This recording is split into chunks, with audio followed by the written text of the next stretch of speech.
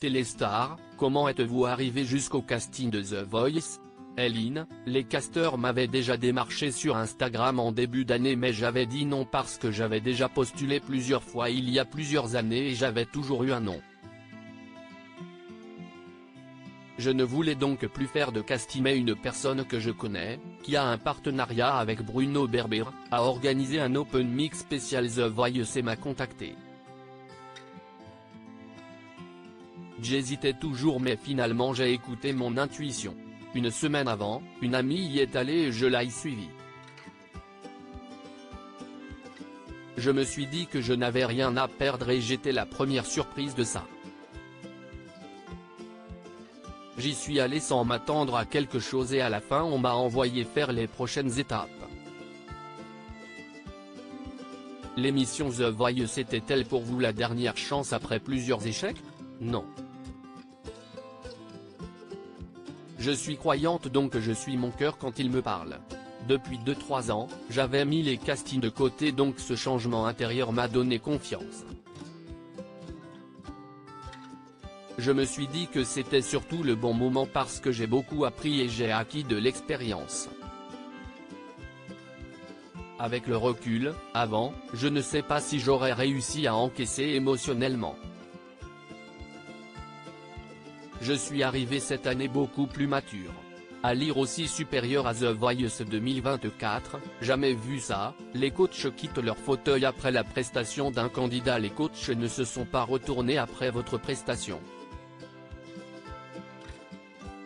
Comment l'avez-vous vécu? Pendant que je chantais, arrivé au premier refrain, j'ai compris qu'il ne se retournerait pas. Malgré tout, j'ai tout donné jusqu'à la fin et je me suis dit que si mon aventure devait s'arrêter là c'était le destin.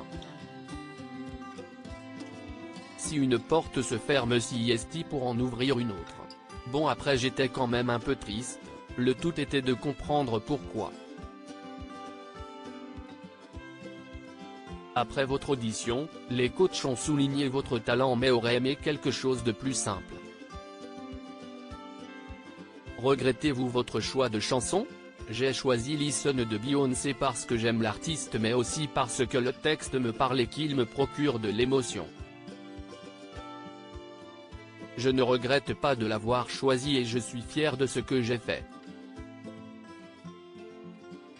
Au final, quand je vois la réaction de Camille Lelouch après ça qui a été touché ça confirmait mon choix. Pour les coachs il n'y avait pas d'émotion parce que j'ai chanté du Beyoncé mais même si je le comprends je ne suis pas d'accord. Je comprends que parfois les chansons à performance vocale ne sont pas sujettes à ça mais ce qui m'a rendu le plus triste c'est d'avoir été complimenté sur ma voix sans avoir été prise.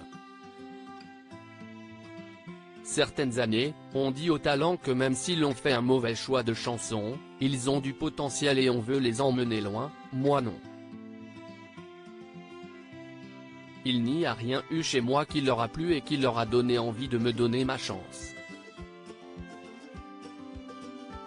En larmes en coulisses, Camille Lelouch est venue vous repêcher. Quelle a été votre réaction en la voyant? On était au courant de la place de Camille Lelouch cette année. Mais j'avais complètement oublié ça avant de monter sur scène. À titre personnel, j'étais trop dégoûté qu'elle ne fasse pas partie des coachs parce qu'elle correspond totalement à mon univers.